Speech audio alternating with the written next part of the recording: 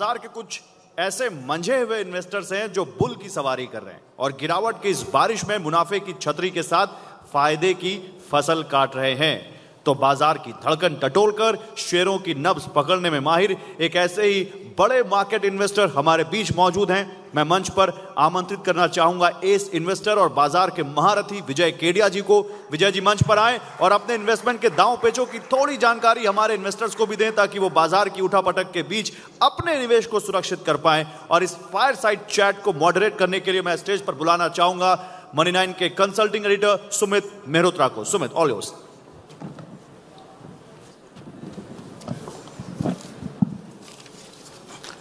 Check check.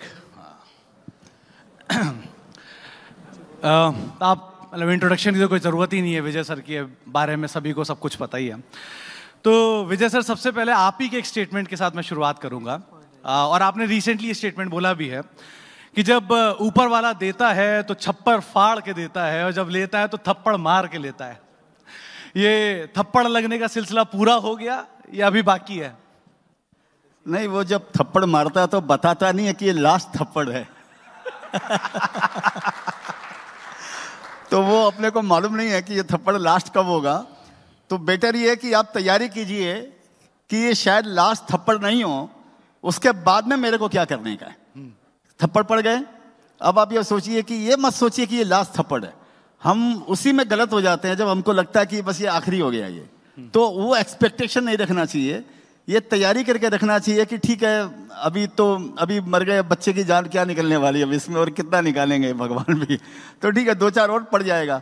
ऐसा सोच के अगर आप काम करेंगे तो फिर आपको नुकसान नहीं होएगा, माने कम से कम मेंटल नुकसान नहीं होएगा आपको। दूसरा एक बड़ा फेमस स्टेटमेंट आप ही का ही है कि बाजार का टॉप और बाजार का बॉटम सिर्फ 2 ही लोग पकड़ सकते हैं, या तो भगवान श्री कृष्ण या फिर झूठा, गॉड और लायर। हाँ, तो इस सिचुएशन में बॉटम पकड़ ले, लग रहा है कुछ सिचुएशन आ रही है ऐसी बॉटम वाली? नहीं, मैं तो भगवान भी नहीं हूं और झूठा भी नहीं हूं।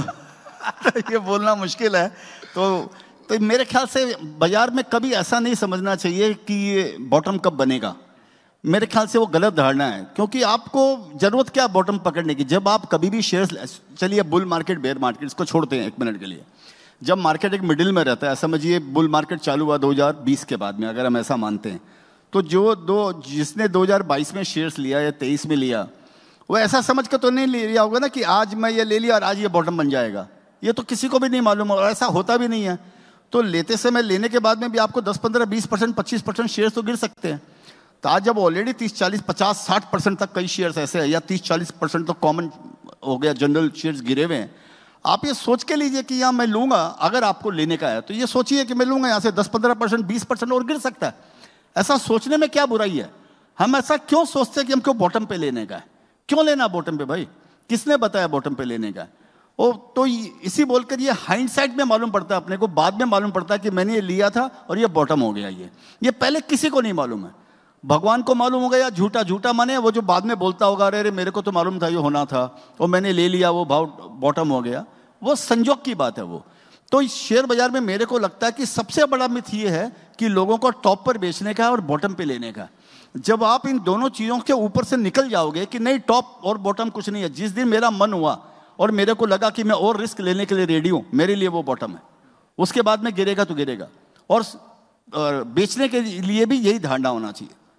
तो विजय सर, 2 तरह के पक्ष बाजार में इस समय हैं। पहला पक्ष वो जो सालों से बैठे हैं बाजार के अंदर, उन्होंने हर तरह की मंदी, हर तरह की तेजी देखी, सर्किट्स देख लिए। दूसरा पक्ष वो जिसने करेक्शन देखी लेकिन इतनी शॉर्ट लिव्ड देखी कि हर करेक्शन में वो खरीदारी आ गई। अब उनको ये लेसन मिल रहा है जहां पे टाइम बेस्ड और प्राइस बेस्ड दोनों करेक्शन एक साथ चल रही हैं। क्या ये जो फ्रॉथ था ये निकल गया मार्केट से, और कितनी जरूरी थी ये बिकवाली बाजार के लिए? नहीं, मेरे को पर्सनल अगर पूछे तो ये बहुत जरूरी था बिकवाली। और ये जो हुआ है समझिए बहुत खराब हुआ जो नए लोग आए, लेकिन ये तो होना ही था। ये आज नहीं कल नहीं, ये ऑलरेडी बहुत डिले हो गया। मेरे को लग रहा है ये 8-9 महीना पहले ही हो जाना चाहिए था, 2024 के बिगिनिंग में ही हो जाना चाहिए था। ये हुआ नहीं क्योंकि रिटेल पार्टिसिपेशन था, लोगों में उत्साह था, एक समझिए नए लोग आए थे, नई एनर्जी थी, नया उत्साह था, तो ये कूल डाउन हुआ है। मेरे को ऐसे लगता है कि जो लॉन्ग टर्म टिकने वाले हैं समझिए हम लोगों ने भी अपना करियर शुरुआत किया तो इसी तरह से शुरुआत किया, तुक्का मार के किया और ये समझ के किया कि आज ले लेंगे, कल डबल हो जाएगा, परसों चौबल हो जाएगा, और ये होगा वो होगा। जब बाद में गिरा तो मालूम पड़ा, पहले लगा कि हम ही चला रहे हैं मार्केट को, मैं ही सबसे बड़ा सियाना हूँ, अपन ही भगवान है, पहले ऐसे लगा। बाद में मालूम पड़ा तू तो किसी भी लायक नहीं है। तो ये एहसास होना लोगों को बहुत ज़रूरी है।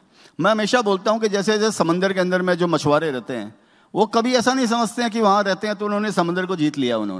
उनके लिए भी रोज की नई संभावनाएं और नई चिंताएं और उनके लिए नया नया रिस्क लेना, उनके लिए भी हमेशा वो सजग रहते हैं। वो ऐसा नहीं बोल सकते वो समंदर को जीत लिया। ऐसे ही शेयर बाजार भी है। ऐसा यहाँ कोई नहीं सोच सकता कि भैया 2 साल हो गया, मेरे को 5 साल हो गया, 10 साल हो गया, अभी तो मैं सब यहाँ पर समझने लग गया। तो मेरे को लग रहा है कि ये जो मार्केट में अभी जो ये क्राइसिस आई है, ये जो नए इन्वेस्टर जो पहली बार आई है, ये उनका जीवन का बहुत बड़ा निर्माण करने वाला है। ये उनको इतना बड़ा सबक मिलेगा उनको। ऑफ कोर्स वो सबक का जो तरीका है वो शायद गलत ही है, क्योंकि वो बहुत बड़ी मानसिक त्रासदी से आपको गुजरना पड़ेगा, फाइनेंशियल क्राइसिस से गुजरना पड़ेगा, लेकिन ये यहाँ का नियम है। ये इसी तरीके से आप बड़े होंगे यहाँ पे, इसी तरीके से मैच्योर्ड होंगे और इसी तरीके से आप सफल इन्वेस्टर बनने वाले हैं। मंदी से बड़ा लेसन दुनिया में कहीं नहीं है शेयर बाजार के अंदर में। मंदी जो सिखाती है, जो बेयर मार्केट सिखाता है आदमी को, मनुष्य को अपने जीवन में, इन्वेस्टमेंट करियर के अंदर में, वो बुल मार्केट नहीं सिखाता है। तो मेरा एक कोट है, पहले मैंने एक कोट किया था कि bull market creates stupid investors and stupid investors create bear market and bear market create smart investors and smart investors create bull market. तो ये जीवन चक्र है, इसका आपको सामना करना ही करना पड़ेगा। आप तू हाँ कर या ना कर, तू है मेरी किरण, ये वैसा बात है।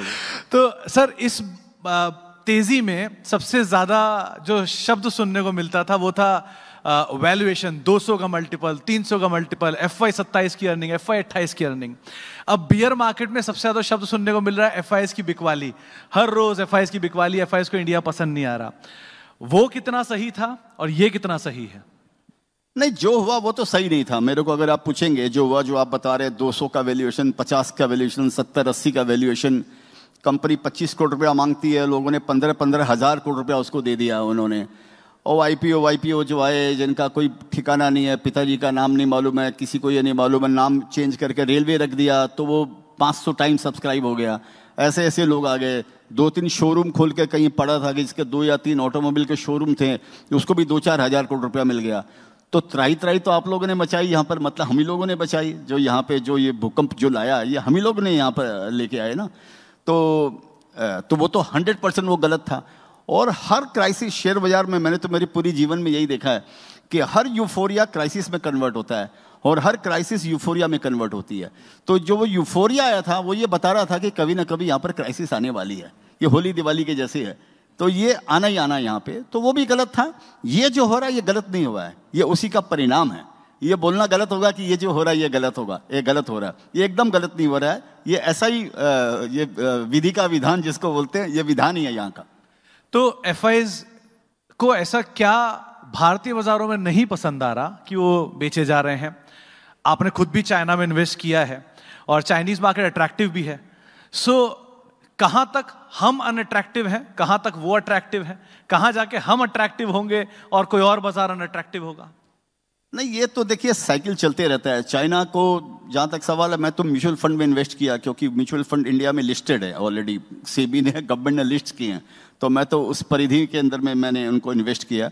और इसलिए किया कि वो 16 साल उसने कोई परफॉर्म नहीं किया, और इकोनॉमी 16 साल में कहाँ से कहाँ पहुँच गई, चाइना की इकोनॉमी 16 साल में कहाँ से कहाँ पहुँच गई, और स्टॉक मार्केट ने परफॉर्म नहीं किया। तो मेरा तो एक इन्वेस्टमेंट कॉल था मैंने वो। और इसका क्या क्वेश्चन था इसका, चाइना कि इंडियन मार्केट कहाँ आप अट्रैक्टिव होते हुए देख रहे हो वापस? तो इंडियन मार्केट भी ऐसा है। देखिए, मेरे को कैसा लग रहा है ना कि जो महाकुंभ का टाइम था ना, वो तो शेयर बाजार में खत्म हो गया। वो जो महाकुंभ आता 12 साल 14 साल में एक जो महाकुंभ आता, वो एक बार खत्म हो गया। कुंभ हर साल आएगा, वो कुंभ खत्म नहीं होता है, लेकिन वो महाकुंभ खत्म हो जाएगा। तो प्रयागराज में नहाने के लिए अभी भी आपको मौका मिलेगा, शुद्धिकरण करने के लिए। तो ये तो चलता रहेगा, ये तेजी मंदी का दौर चलता रहेगा। मेरे को क्या लगता है कि 2003 के बाद में इंडिया में जो मेजर एक स्ट्रक्चरल जो चेंज हुआ है, वो ये हुआ है कि बुल मार्केट जो है वो बड़े होने लग गए हैं और बेयर मार्केट छोटे होने लग गए हैं। 2003 के पहले बेयर मार्केट जो होते थे वो 3-3 साल 4-4 साल चलते थे, और बुल मार्केट 8-9 महीने 10 महीने में खत्म हो जाता था। 2003 के बाद में 3 वाला जो बुल मार्केट था वो समझिए 4-5 साल चला। उसमें भी बीच में 15% 20% के उतार चढ़ाव आए, शेयरों में 25-30% के उतार चढ़ाव आए, ऐसी बात नहीं है उसके अंदर में। लेकिन वो बुल मार्केट जो अगर मानते हैं तो 4-5 साल चला। उसके बाद में कोविड की क्राइसिस आई और 9 महीने के अंदर में लो बन गया। लो बनने के बाद में वो लो फिर मार्केट ने कभी तोड़ा नहीं। फिर मार्केट टाइम वाइज करेक्शन दिया और इंडिविजुअल स्क्रिप्ट उस समय भी मल्टीपल हुए। 2009 से 8 से 14 के बीच में भी इंडिविजुअल स्क्रिप्ट ऐसी है जो मल्टीप्लाई हुए। वो कोविड के टाइम में भी ऐसा हुआ। वो बुल मार्केट 14 के बाद जो बुल मार्केट चला समझिए 2020 तक या 19 तक, जो भी कोविड का जो भी है 20 तक समझिए चला। उसके बाद में जो कोविड के बाद में जो सेंचुरी की सबसे बड़ी क्राइसिस आई वो भी 9 महीने के अंदर में इंडेक्स टू इंडेक्स अगर देखेंगे, इंडिविजुअल स्क्रिप्ट की बात नहीं करूँ, इंडेक्स टू इंडेक्स बॉटम बना दिया था। उसके बाद वो इंडेक्स कभी तोड़ा नहीं। फिर उसके बाद में जो हुआ वो सबके सामने है। मेरे को लगता है इस बार भी ऐसा ही होने वाला है। ये अल्टीमेटली जो भी ये चल रहा है ये 9 महीने में खत्म हो जाएगा। अगर मैं न्यूमरोलॉजी को अगर लगाऊं, उसका सिद्धांत लगाऊं तो 9 महीने में खत्म हो जाएगा। तो सितंबर से चल रहा है तो शायद जून तक खत्म हो जाना चाहिए। इंडिविजुअल स्क्रिप्ट है, उनकी चाल अलग अलग रहती है। वो कभी बॉटम बन जाते हैं, कभी बाद में बनते हैं, कभी पहले बनते हैं, क्योंकि 6000-7000 शेयर्स है तो वो सब एक चाल तो एक पैटर्न में नहीं चलते हैं। तो इंडेक्स को देखना भी डिसेप्टिव है, मेरे को ये भी लगता है। तो सर ये सिचुएशन में जब बाजार में इतनी गिरावट आई है, 2 सूरत खुलती हैं आपके ही हिसाब से। पहला या तो भाग लो या दूसरा भाग लो, इधर पार्टिसिपेट और रन अवे। आप किस पक्ष में हो? नहीं, अभी तो भागना जो रन अवे है वो टाइम चला गया। अभी तो आपको भाग ही लेने का है अभी, और वो बेचने का टाइम था वो गया। वो अभी तो ऑलरेडी सब 40-40 50-50% गिर गए अभी उसके अंदर में। लेकिन आपको ये चुनाव करने का है। कई शेयर्स ऐसे भी इसके अंदर में आपको मिलेंगे कि जिन्होंने 2024 में जो भाव बनाए ना, हो सकता है वो भाव उनके आए भी नहीं। 5 साल नहीं आए, 10 साल नहीं आए या 2 साल नहीं आए, मेरे को नहीं मालूम है। लेकिन इसी बोल के इंडिविजुअल स्टॉक्स को आपको स्टडी करना पड़ेगा। कुछ शेयर्स ऐसे हो सकते हैं जिनका बॉटम बन गया, जो यूफोरिया में और आप लोगों ने वो जैसे हैंगओवर पीरियड के अंदर में जो भाव बना दिए, जो वो भाव नहीं आने वाले हैं उसको। और जो बढ़िया स्क्रिप्ट है जिसको रीजनेबल, जिसमें उछाल भी रीजनेबल आया था जिसमें समझिए, और आज वो गिर के कई ऐसे अट्रैक्टिव लेवल पे अगर आ गए हैं तो उनके लिए आपको लेने का टाइम है। वो शेयर आपको अच्छा रिटर्न देने वाले हैं।